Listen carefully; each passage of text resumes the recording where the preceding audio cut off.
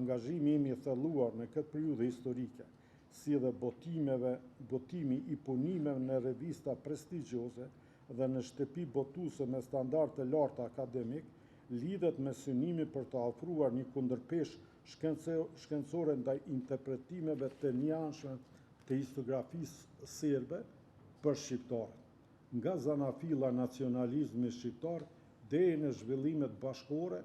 Kjo historiografi ka ndërtuar shpeshherë narrativa politike dhe ideologjike që kërkojnë rishqyrtimin kritik, mbështetje në burime të verifikueshme dhe trajtim sipas metodologjisë bashkëore të shkencës historike. Studiuesi Jovan Cvejić, Vaso Çubulović, Vladan Đorđević, Milorad Ekmečić, Dušan Bataković, Jovan Hadživasiljević, Dimitrije Bogdanović, Anastasije Urošević, Radovan Samardžić përfasojnë krahun kryesor të historiografisë serbe që ka trajtuar këtë periudhë nga perspektiva e interesave kombëtare serbe. Në shumicën e rasteve, këta autor kanë ndjekur një qasje ideologjike antishqiptare dhe një frym nihiliste ndaj së kaluarës historike të shqiptarëve, duke minimizuar rolin e tyre në zhvillimet rajonale dhe duke mohuar legitimitetin e kërkesave të tyre për autonomi dhe shtetëformim. Kërkimet e mia shkencore në këtë libër janë përqendruar në çështje që ndonëse janë prekur nga historiografia shqiptare, ende kërkojnë trajtim më të thellë, më të plotë dhe më të mbështetur në burime arkivore. Një vëmendje veçantë i është kushtuar ndikimit të revolucionit gjontur mbi shqiptarët dhe rolin që luajtën disa përfasues të elitës politike shqiptare në këtë proces.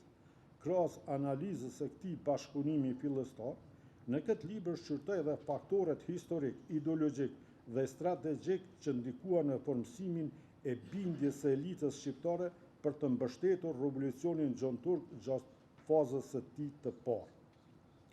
Gjonturqit krijuan të një pjesë elitës politike shqiptare një perceptim të rrem politik, duke paraqitur revolucionin e vitit 1908 si hap drejt barazisë kushtetuese dhe njohëses së drejtave kombëtare, ndërkohë që politika atyre reale u orientu gjithnjë me qartë drejt centralizimit, osmanizimit dhe kufizimit të aspiratave shqiptare.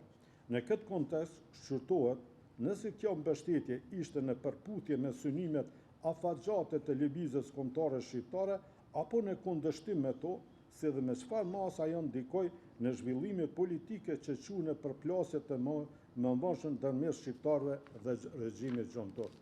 Një pjesë e historiografisë vendas dhe ndërkombëtare ka kriju përshtypje se shqiptarët përfituan drejt për drejt nga revolucioni gjontor. Mirë po një interpretim i tillë shpeshherë ka nxjerrë çështjen shqiptare jashtë kontekstit historik të kohës. Në këtë studim shqyrtoj në mënyrë të thelluar për shkallëzimin e përplasjes ndërmjet nacionalizmit shqiptar dhe ideologjisë së osmanizimit pas vitit 1908, duke e trajtuar atë jo vetëm si zhvillim politik dhe ideologjik, po edhe si proces në ndikimin e rëndësishëm shoqëror në formësimin e vetdijes kombëtare shqiptare. Një nga temat që trajtoj në mënyrë të veçantë është qëndrimi i elitës politike shqiptare në Parlamentin Osman dhe ndikimi i këtij pozicioni në zbehjen e kërkesave kombëtare pikërisht në një moment vendimtar për fatin e lëvizjes kombëtare shqiptare. Angazhimi i disa përfasuesve shqiptar brenda institucioneve osmane, ndonse i kurzuar nga rrethana pragmatike dhe nga nevoja për veprim politik brenda sistemit ekzistues, shpeshherë solli pasoja të ndërlikuar për artikulimin e programit kombëtar shqiptar, duke dobësuar kohezionin politik dhe duke krijuar paqartësi në orientime strategjike drejt shtetëformimit shqiptar. Teza se çështja shqiptare mund të zgjidhet përmes negociatave me Stambollin ishte politikisht e paargumentuar dhe strategjikisht e pamjaftueshme, pasi koncepti politik i gjonturshve binte desh me konceptin e lëvizjes kombëtare shqiptare. Viti 1909 shënon një moment të rëndësishëm të përplasjes ndërmjet konceptit nacional shqiptar dhe projektit politik gjonturk, i cili gjithnjë me qartë përmerrte tipare centraliste dhe otomanizuese. Kjo përplasje e cila fillimisht u shfaq në rrafshin politik, kulturor dhe arsimor, në fund të vitit 1999 mori dimenzionin më të theksuar konfrontues për të shndruar gjatë vitit 1990 në një konflikt të hapur ushtarak. Megjithse regjimi Gjon Turk fillimisht krijoi përshtypje në një liberalizmi politik, shumë shpejt ai filloi të kufizonte veprimtarinë kulturore dhe arsimore shqiptare, duke konsideruar forcimin e vetdijes kombëtare si sfidë ndaj projektit të tij centralist. Për rrëdoj, lëvizja kulturore shqiptare u shndru në një nga shtyllat kryesore të lëvizjes kombëtare, duke kontribuar jo vetëm në rrugën dhe zhvillimin e gjuhës kulturës shqipe, por edhe në përgatitjen ideologjike dhe politike të shoqërisë shqiptare për fazën përfundimtare të luftës për autonomi dhe pavarësi.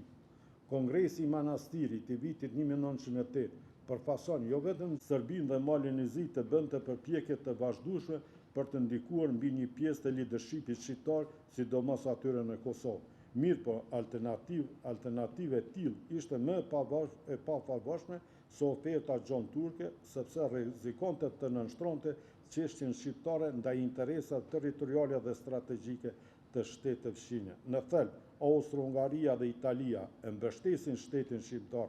Anglia e pranoi si kompromis diplomatik. Franca ishte më skeptike dhe më pranë qëndrimit rus-serb-grek. Formimi i shtetit shqiptar u miratu nga fuqitë e mëdha, kryesisht në ndikimin e Austro-Hungarisë dhe Italisë. Rruga drejt shpalljes së pavarësisë nuk ishte e lehtë, as e përcaktuar. Shpallja e pavarësisë në Vlorë përbën kulmin e kësaj rrugtimi historik dhe një fitore të vullnetit kombëtar që nuk do të ishte mundur pa një përpjekje të ndërgjegjshme për bashkërendimin e interesave të brendshme shqiptare me faktorin ndërkombëtar, të cilat në rrethana të caktuar e pan krijimin e një shteti shqiptar si një pjesë të ekuilibra të ri në Ballkan. Në këtë kuptim, themelimi i shtetit shqiptar nuk mund të kuptohet thjesht si një akt i brendshëm, por si një rezultat i ndërthurjeve të ndërlikuara mes veprimit politik të elitës shqiptare dhe dinamika politike ndërkombëtare. Në këtë proces historik, figura Ismail Qemailit mbeti një nga mishrimet më të larta të vizionit politik të rilindjes kombëtare shqiptare. Rilindasit me mendimin, veprimin dhe sakrificën e tyre ndërtuan themelet ideore të kombit, ndërsa Ismail Qemaili i dha këtij projektit forme më të lartë politike dhe shtetëror, duke shndruar aspirata shekullore për liri në aktin themeltar të pavarësisë së Shqipërisë. Faleminderit për vëmendje.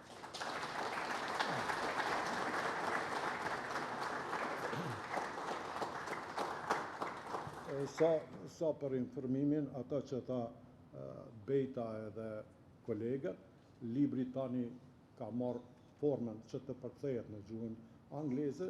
Kemi nënshkru një marrëveshje me një shtëpi botuese të Londrës, që është nga shtëpitë shumë prestigjioze, edhe Robertin e kemi këtu që më ndihmon në përkthimin e librit, edhe falenderoj për angazhimin që ka bërë që jo vetëm ky libër, por edhe libri më pashëm të gjenë lexues në gjuhën angleze. Kolegë, falenderit.